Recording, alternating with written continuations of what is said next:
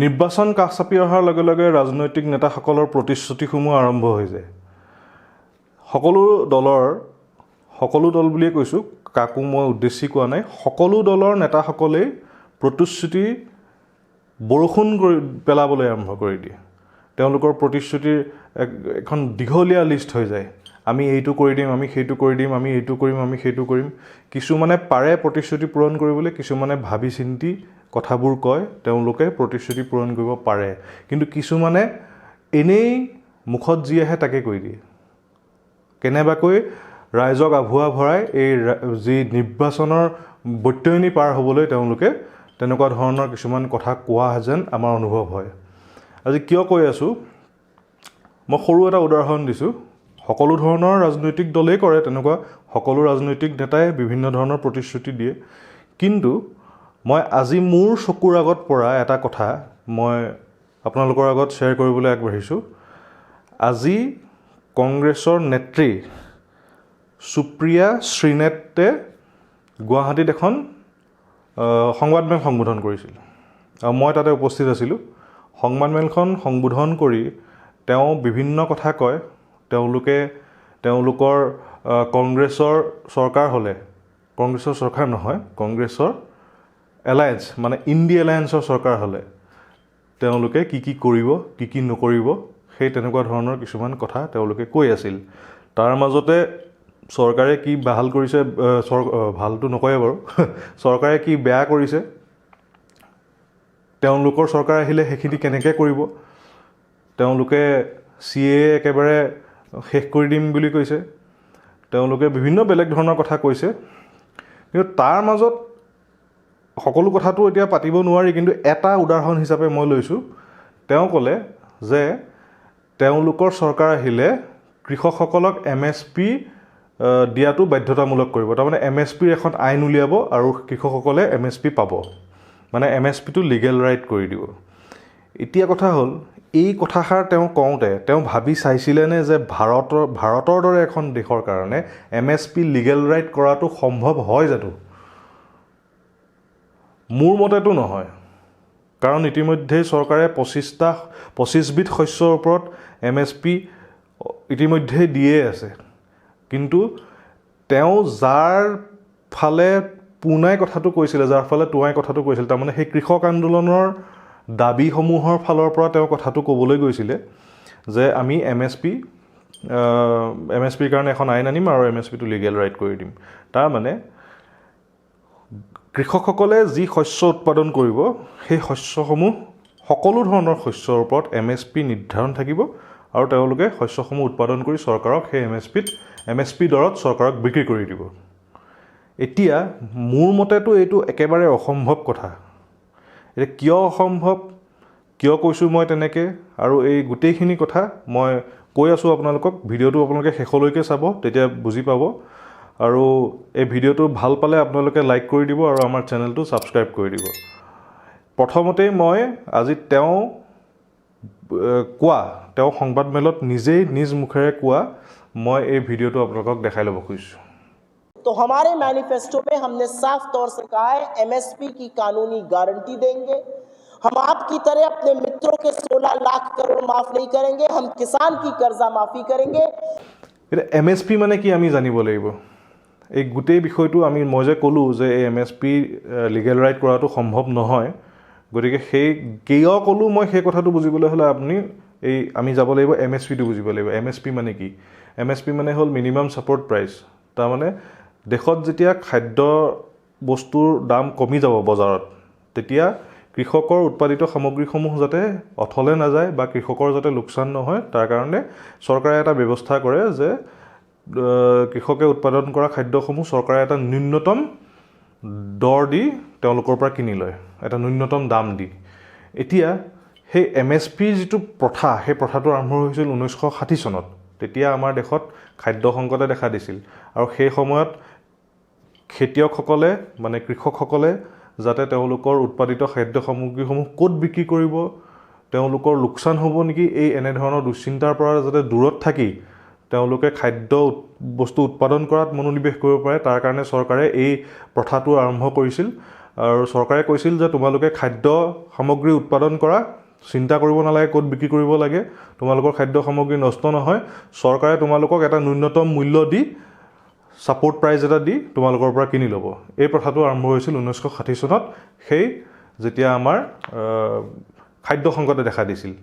কিন্তু বৰ্তমান সময়ত যদি আমি চাবলৈ যাওঁ, সেই MSP প্ৰথা কিন্তু কালক্ৰমত এতিয়া আজিৰ দিনত কিছুমান ৰাজনৈতিক নেতাৰ ৰাজনৈতিক আহিলা হৈ পৰিছে। কিয় কৈছোঁ কৈ আছোঁ। MSP কিয় আৰম্ভ হৈছিল আমি গম পালোঁ এতিয়া। বৰ্তমান সময়ত MSP ভাৰতত 25বিধ শস্যৰ ওপৰত দিয়া হয়। আৰু MSP নিৰ্ধাৰণ কৰিবৰ কাৰণে MSPটো নিৰ্ধাৰণ কেনেকৈ কৰিব, কিমান দাম দিব চৰকাৰে, সেই বস্তুটো নিৰ্ধাৰণ কেনেকৈ কৰিব। স্বামীনাথনৰ কমিটিয়ে MSP নিৰ্ধাৰণৰ ক্ষেত্ৰত এটা ফৰ্মুলা উলিয়াইছিল। তাৰমানে যদি এবিধ খাদ্য শস্য খেতিয়কে উৎপাদন কৰোঁতে 100 টকা খৰচ হৈ থাকে, তেতিয়াহ'লে তাৰ 50% বেছিকৈ MSP দৰ হ'ব লাগে। তাৰমানে 100 টকা যদি খৰচা হৈ থাকে, তেতিয়াহ'লে চৰকাৰে 150 টকা দি তেওঁৰ পৰা বস্তুটো কিনি ল'ব। তাৰমানে 50% কৃষকৰ লাভ। সেইটো MSP নিৰ্ধাৰণৰ এটা ফৰ্মুলা স্বামীনাথন আয়োগে আমাক দি থৈ গৈছিল।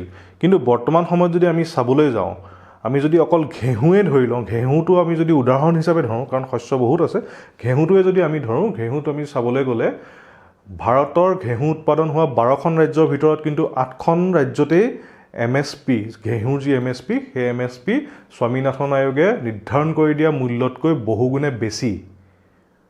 আৰু এনেধৰণে যদি MSP বঢ়াই, আৰু এইবছৰ বঢ়াইছেও, যোৱা বছৰ কিবা MSP বঢ়াইছেও, গতিকে এই MSP যদি এনেধৰণে বঢ়াই গৈ থাকে, তেতিয়াহ'লে আমাৰ যি ৰাজকোষৰ ধন আছে, সেই ধন এই MSP বিলাওঁতেই শেষ হ'ব। আমাৰ বাকী যিবোৰ উন্নয়নৰ কাম, বাকী আমাৰ দেশৰ সুৰক্ষাৰ ক্ষেত্ৰত যিবোৰ আমাৰ খৰচ, সেই পইচাবোৰ কাটি আনি এই অকল MSP দিয়াতহে লগাব লাগিব। এতিয়া এই MSP যদি লিগেল ৰাইট কৰি দিয়া হয়, প্ৰত্যেকবিধ শস্যত যদি MSP বাধ্যতামূলক কৰি দিয়া হয়, যদি তেনেকুৱা এখন আইন আনে, তেতিয়া কি হ'ব? তেতিয়া খেতিয়কসকলে বস্তু উৎপাদন কৰিব, চৰকাৰক বিক্ৰী কৰিব। খেতিয়কসকলে বস্তু উৎপাদন কৰিব, চৰকাৰক বিক্ৰী কৰিব। কিন্তু চৰকাৰে বস্তুবোৰৰ কৰিব কি? আজি চৰকাৰে বস্তুবোৰ লৈ কাৰোবাকতো বিক্ৰী কৰিব লাগিব। কোনোবা ব্যক্তিগত খণ্ডৰ প্ৰতিষ্ঠানক বিক্ৰী কৰিব লাগিব, আন্তৰ্জাতিক বজাৰত বিক্ৰী কৰিব লাগিব।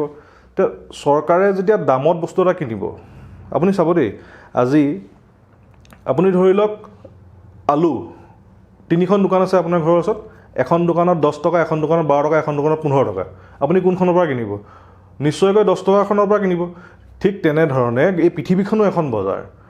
আমাৰ ভাৰতে আমাৰ যিবোৰ খাদ্য বস্তু আমাৰ উৎপাদন হয়, সেই খাদ্য বস্তু চৰকাৰে কিনি লৈ সেই আন্তঃৰাষ্ট্ৰীয় বজাৰত বা কোনো ব্যক্তিগত প্ৰতিষ্ঠানক বিক্ৰী কৰিব। তেতিয়া চৰকাৰে যদি দামত বিক্ৰী কৰে, চৰকাৰে যদি দামত কিনে, তেতিয়াহ'লে সেই দামত কিনি সস্তাত বিক্ৰী কৰিলে চৰকাৰৰ লোকচান হ'ব। আৰু দামত কিনি তাতকৈ অধিক দামত বিক্ৰী কৰিবও নোৱাৰে, কাৰণ অলৰেডি দামত কিনিছে, তাতকৈ অধিক দামত কোনো বিক্ৰী নিকিনে। গতিকে কাকো বাধ্যও কৰাব নোৱাৰে যে মই 100 টকা দি কিনিছোঁ, তুমি 100 টকা দিয়ে ল'ব লাগিব বা 110 টকা দি ল'ব লাগিব বুলি কাকো বাধ্য কৰাব নোৱাৰে। এইটো যোগানৰ চাহিদাৰ যিটো নীতি, সেই নীতিমতে আপোনাৰ চলিব বজাৰখন। এতিয়া চৰকাৰে যদি সকলো খাদ্যশস্য কিনিয়ে লয়, তেতিয়াহ'লে সেই কিনি লৈ খাদ্যশস্যসমূহৰ কৰিব কি? চৰকাৰী ভঁৰালত পৰি ৰ'ব। আৰু যি অত্যাধুনিক আমাৰ খাদ্য সংৰক্ষণ ভঁৰাল, যিটো চৰকাৰী ভঁৰাল আছে, সেই ভঁৰালৰ ইমানো বেছি আমাৰ সুবিধা নাই যে আমি গোটেই দেশৰ খাদ্যশস্য চৰকাৰে কিনি লৈ তাত ৰাখি থৈ দিব। আৰু ৰাখি থৈও কাম নাই, তাতেই বেয়া হ'ব, তাতেই পচিব। গতিকে আৰু সেইবোৰ দূৰৰে কথা বাৰু। দেশত উৎপাদন হোৱা প্ৰত্যেকবিধ শস্য কিনিবলৈ চৰকাৰক যিমান ধনৰ প্ৰয়োজন হ'ব, সেই ধনৰ পৰিমাণ আমাৰ দেশৰ সুৰক্ষা, আমাৰ দেশৰ উন্নতি, আমাৰ দেশৰ বিভিন্ন ক্ষেত্ৰত যি টকা আমাৰ ব্যৱহাৰ হৈ আছে, আমাৰ প্ৰয়োজন হৈ আছে, সেই টকাৰ তুলনাতকৈও বহু অধিক টকা আমাক লাগিব। ইতিমধ্যেই বহু বিজ্ঞজনে এই বিষয়ে বহু মতামত আগবঢ়াইছে। গতিকে সেই সিমান পৰিমাণৰ ধন বাজেটত ধাৰ্য কৰাটো ভাৰতৰ নিচিনা দেশ এখনৰ কাৰণে কিন্তু একেবাৰে অসম্ভৱ। গতিকে এই যিটো আজি মই কংগ্ৰেছৰ নেত্ৰীগৰাকীয়ে যিটো MSPৰ কথা ক'লে যে MSP তেওঁলোকে আনিব, MSP সকলো শস্যৰ কাৰণে MSP তেওঁ বাধ্যতামূলক কৰিব, তেওঁলোকে আইন এখন আনিব, এইবোৰ একেবাৰে অসম্ভৱ কথা। এনেধৰণৰ যি মানে প্ৰতিশ্ৰুতি ৰাইজক দিয়ে, মোৰ মতে এনেধৰণৰ প্ৰতিশ্ৰুতি দি তেওঁলোকক ৰাইজক আভুৱাই এই নিৰ্বাচনী বৈতৰণি পাৰ হ'ব খুজিছে, তাতকৈ আৰু একো নহয়। গতিকে এনেধৰণৰ ৰাজনৈতিক নেতাৰ প্ৰতিশ্ৰুতিত ভুল নগৈ আপোনালোকৰ বিবেকক সুধি নিজৰ মগজৰে বিবেচনা কৰি আপোনালোকে ভোটটো দিব। মই এইখিনি কথাই আজি ক'বলৈ খুজিছিলোঁ। এটা সৰু উদাহৰণ দিলোঁ, তেনেকুৱা বহু ধৰণৰ প্ৰতিশ্ৰুতি তেওঁলোকে দিয়ে। গতিকে আপোনালোকে নিজৰ বিবেকক সুধি চাব যে এই বস্তুটো হয় জানো, এইটো কৰিব পৰা যাব জানো, কিবা পচিবল ৱে আছে জানো কৰিব পৰা। যদি আছে ঠিক আছে, আৰু যদি নাই আপোনালোকে ভাবি চাব যে এইটো এটা মিছা ফুলজাৰি মৰা কথা, তাৰ বাহিৰে আৰু একো নহয়। গতিকে তেনেকুৱা বহুখিনি কথা কয়। মই এটা সৰু উদাহৰণ আপোনালোকৰ আগত দাঙি ধৰিলোঁ। ভিডিঅ'টো কেনেকুৱা পালে আপোনালোকে জনাব, কমেণ্ট কৰি আপোনালোকৰ মতামতসমূহ জনাব বুলি আমি আশা কৰিলোঁ। ধন্যবাদ।